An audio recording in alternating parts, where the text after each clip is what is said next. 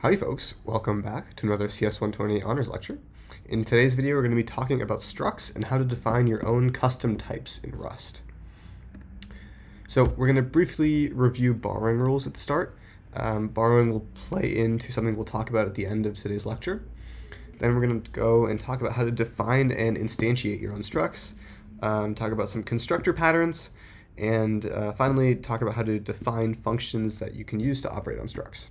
And at the end, if we have time, we'll talk about how to derive functionality on custom types using these built-in tools in Rust called traits. We'll talk more about traits after spring break, but this is a sort of brief look into what those are. Okay. So references, we have an ampersand that represents a reference. It allows you to refer to some value without taking ownership of it. And creating a reference is called borrowing.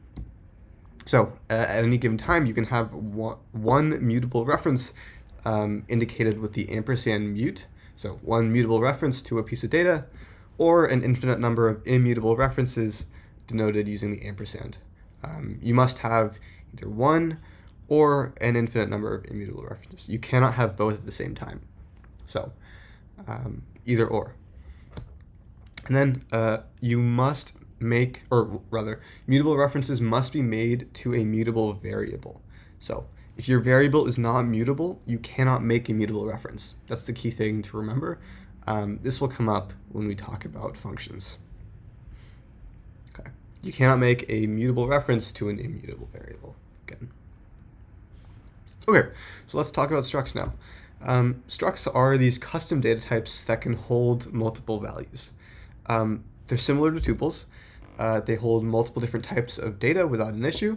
The only difference is you must assign a variable name to the data you're storing, and you have a name for the custom type. So tuples are unnamed collections of values. You can have 3 values, 4 values, how many ever, and you don't have variable names for each value. You simply refer to them by their position in the tuple. Structs have a name. You can name the type, and you also have variable names to refer to each piece of data. Okay, so structs are functionally similar to classes in object-oriented programming languages. In Java, you have classes. Classes have variable names, functions on those, same with C++. Structs have the same use case. They're slightly different. There's subtle differences under the hood. But for our purposes, when you're using or defining a struct, you're using a class. Okay, so like in all other object-oriented programming languages, different instances of structs of the same type do not share variable values. So if you have one struct that represents a user, another struct that represents a different user has different pieces of data. Each struct owns the components of data within them. So struct 1 will own all of the strings and integers you stick inside of it, and another instance of that struct will hold different instances of data. We'll see what this means in a second. But as with most other programming languages you've used, different instances have their own pieces of data.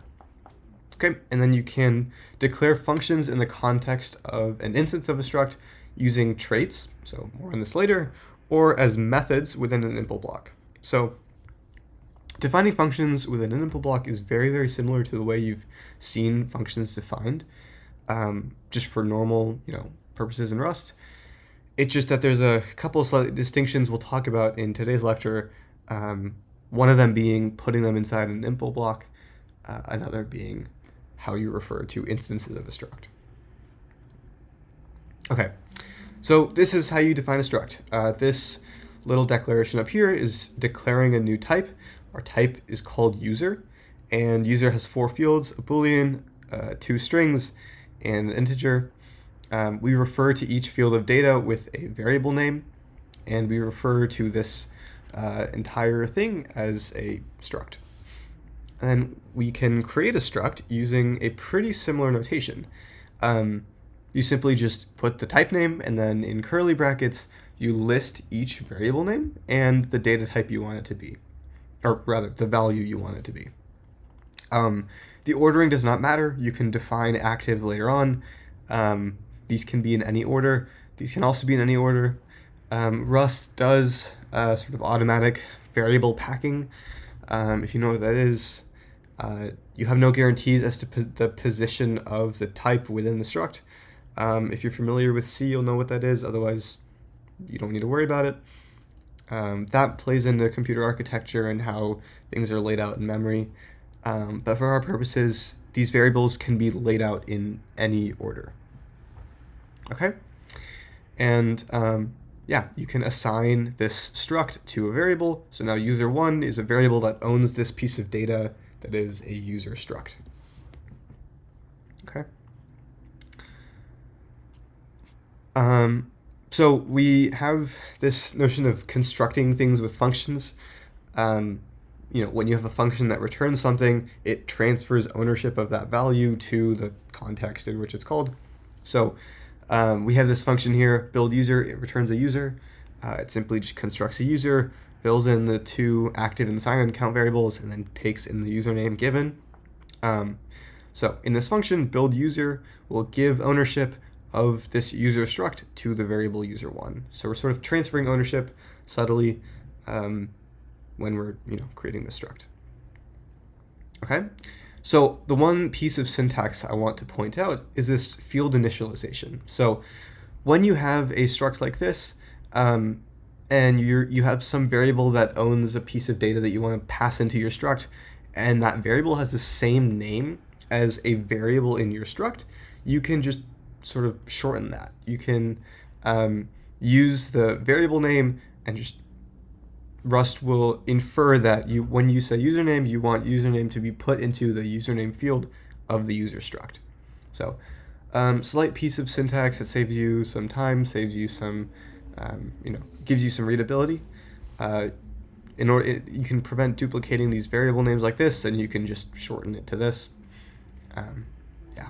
Again, I believe if you do it in order, or rather, if you use this syntax, the order matters. I might be wrong, but anyways, this is just a nice little syntactic sugar. Okay, so we talked about sort of transferring ownership of structs from functions back to some variable. We did that here with build user.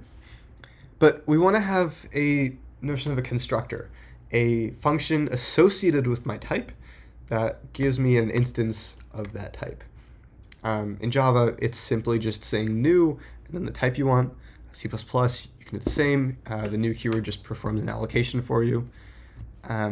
So we want some constructor to be associated with that type, not just any other function that returns that type.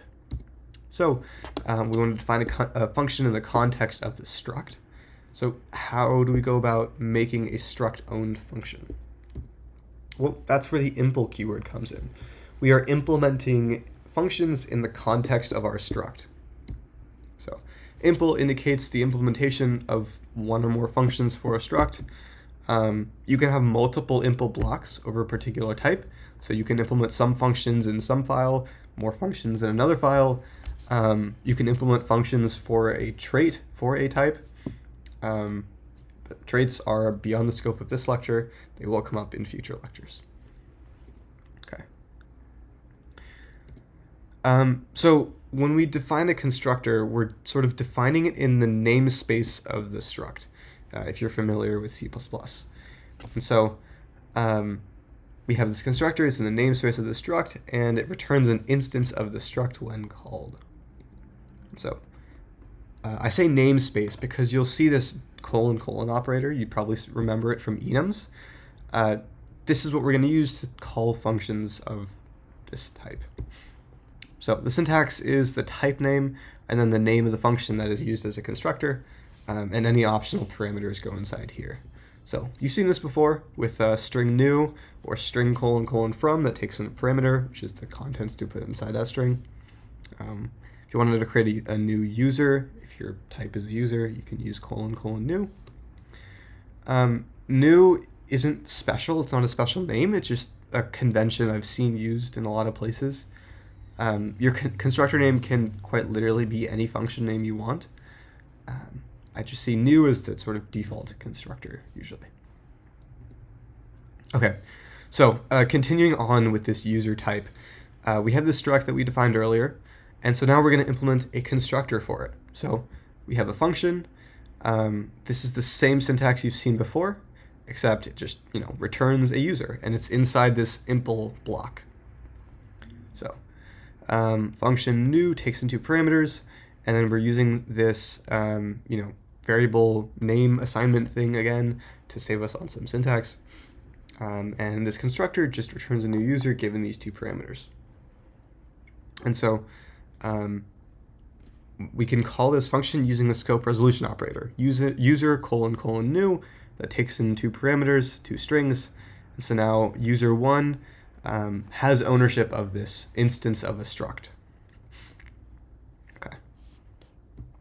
So you'll see this other piece of syntax, this self operator, capital S self. Self is really just the type name. It refers to whatever the current type is right next to impl. It saves you some readability, especially if you're changing the name of your struct throughout your code. If you're just refactoring your code, change the name of your struct. Self keeps things consistent. You don't have to change it. When you have capital S self within the impl block, self can be substituted with whatever is right here. Okay. This is very important though. Self with a lowercase s is different than the capital S. We'll talk about that in a couple slides. But when you use capital S self, you are just referring to whatever type is next to your impl. Okay. So one thing I want to point out is sometimes constructors can fail. Sometimes you have data that needs to be validated. Things can go wrong. And so you'll often see constructors, especially in certain libraries, certain crates, that have constructors that return results. So as the success value of the result, you'll have the type you want to get back in your constructor. As the failure type, you'll just have some type of error that is associated with the library. So whenever you get call this function, you will need to handle an error in the case that an error occurs. If there is no error, then you need to unwrap that value. So again, remember matching that result or using whatever function to deal with results to extract the success value or handle the error value. So in this case, as our constructor, we're validating the username. Say we have some special character limit or some, I don't know, whatever your implementation specific validation rules are. If you validate it and it's a failure, you'll just return that error out of the function. If it's okay, you'll construct a new struct, a user, and pass that into an okay. Again, this is just the struct instantiation with the type and curly brackets just wrapped around an okay. Okay, so like other data structures, structs retain ownership of the data within. Struct instances retain ownership. So when we want to call a function on that struct data, we need to borrow that data from the struct.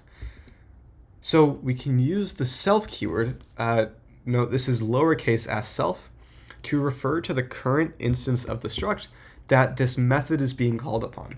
So if you're familiar with Python, you'll know that if you want to have a function part of a class that refers to the current instance of some type, you use the self keyword. Same thing in Rust. C++ is slightly different in that it uses a pointer to the current instance. Rust, you use self as quite literally owning the instance of the struct. Okay, so we want to borrow the data from the struct instance, so we must either immutably borrow self or mutably borrow self. We immutably borrow self when we want to just immutably borrow the data within the struct. We must borrow self mutably with &mu if we want to modify the internal data of the struct or increment any variables inside, whatever the case is. Okay. So when you're using self as a keyword, when you want to access the data inside an instance of a struct, it must be the first parameter to the function. So The first parameter should be a borrow to self of some sort. There are use cases for not borrowing self, for simply taking ownership and consuming ownership of self, so that the instance can no longer be used after the method. Those are very rare use cases. You'll see that if you're familiar with the builder pattern for creating or constructing types. You'll see that in there. That is beyond the scope of this class. You'll never have to take ownership of self in this class, but if you see some libraries doing that, it's usually to sort of construct a type. Okay, and then we use dot notation to access the fields in the struct and call methods on the struct. Okay, so this is a much more involved example. Again, on this user type, we have this constructor. It simply returns an instance of the struct. And here is where we have this immutable borrow to self. So we just have a simple getter function gets me the username. But remember, we don't want to pass ownership from the struct to whoever is calling this function. We want the current instance to retain ownership of the username data. Username owns this string. The variable username owns this string. So we don't want to move ownership out of it. So we must borrow this piece of data. So immutable borrow.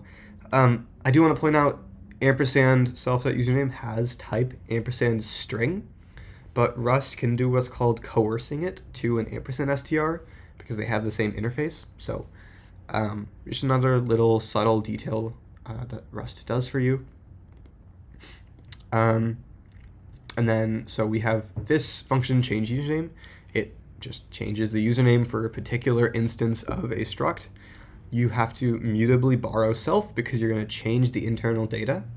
And here we just do self.username equals new username that was passed in. Again, same thing, mutably borrow self, but this time no parameters. We're just incrementing the sign-in count.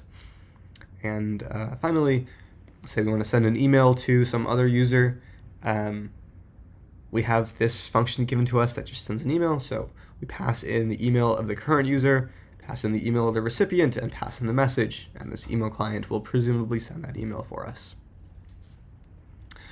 I do want to point out that, again, you're borrowing self.email. You're not moving ownership from the struct, from this email field into this function. You're keeping ownership. You're just sending a borrow.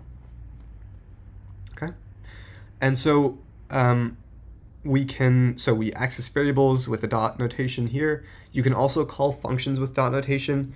It's simply just self dot function name and then the parameters.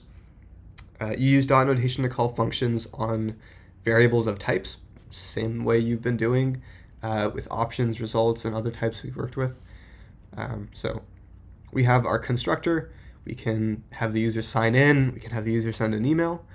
And I want to point out, if we are calling functions that mutably borrow self, the variable you're calling them on must be mutable. So user1 must be mutable if we wanted to call sign in on it and change username on it. Okay, so if you want to mutably borrow, you must have a mutable variable, same as in the previous rules of borrowing we covered in the last 2 lectures. Just another sort of subtle detail you have to pay attention to. Okay. So I want to hit this point home again.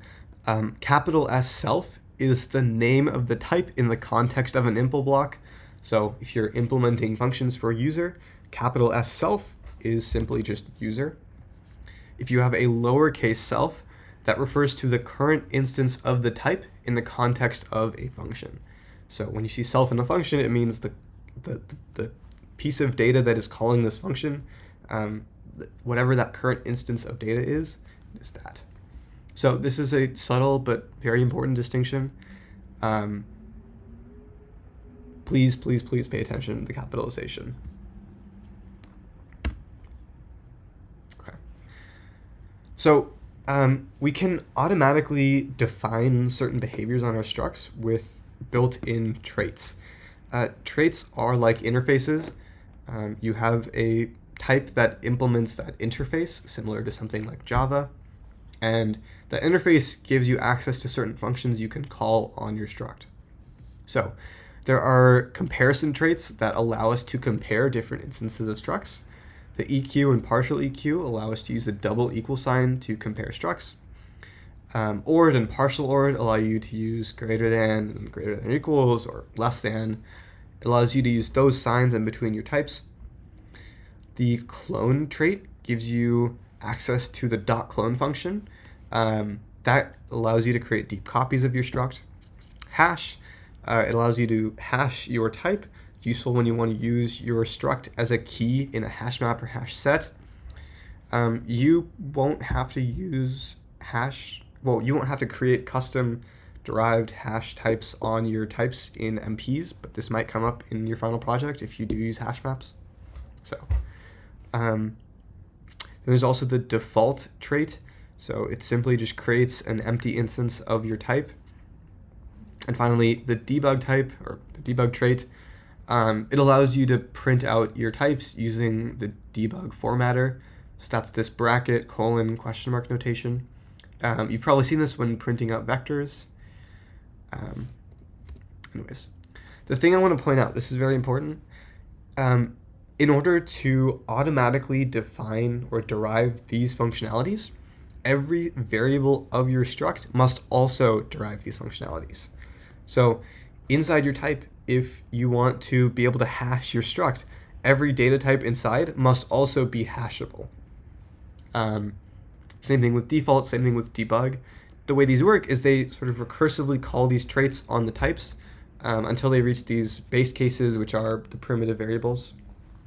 So if you want to be able to, compare structs with the equal sign, all those little variables inside your struct must also be comparable with equal signs. Okay.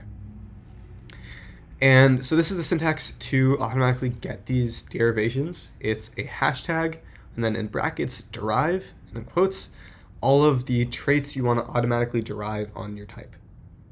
So if we want our user to be debuggable, hashable, comparable with the equal sign, and clonable, this must be all of the above. The username must be all of the above. Same with email, same with sign-in count. And we know from the previous lectures that strings, booleans, integers, they're clonable. Booleans and integers are copyable. So cloning and copying on these two types are pretty much comparable. Strings are clonable but not copyable. So we know strings are clonable because you've called .clone on them and passed MPs. And we know all of these are comparable to equal signs. We know that they're hashable. So all of your little subvariables must implement these traits in order to automatically derive them for your outer trait. So this is a nice piece of syntax. This is known as a macro. It will sort of expand and generate code that implements these traits for you. That is a detail sort of beyond the scope of this lecture. You probably get a look at that after spring break. But yeah, this is some nice functionality that gives you certain functions or certain functionalities that you can use on your custom types. All right, that's all, folks. This is a pretty short lecture. This is primarily just introducing syntax for MP2. You're going to be using structs in MP2 when you create a hangman game. You already know all of the sort of inner workings of this based on the ownership and borrowing lectures. Structs are just another extra piece of syntax that you need to worry about. So if you're ever in doubt, if you ever have any syntax errors or you have any compiler errors, just refer back to the slides. You should already be able to decipher the ownership and borrowing sort of warnings using what you know. Structs just add in another piece of syntax with the struct keyword, the impl keyword, and the self keywords. All right, take care, folks.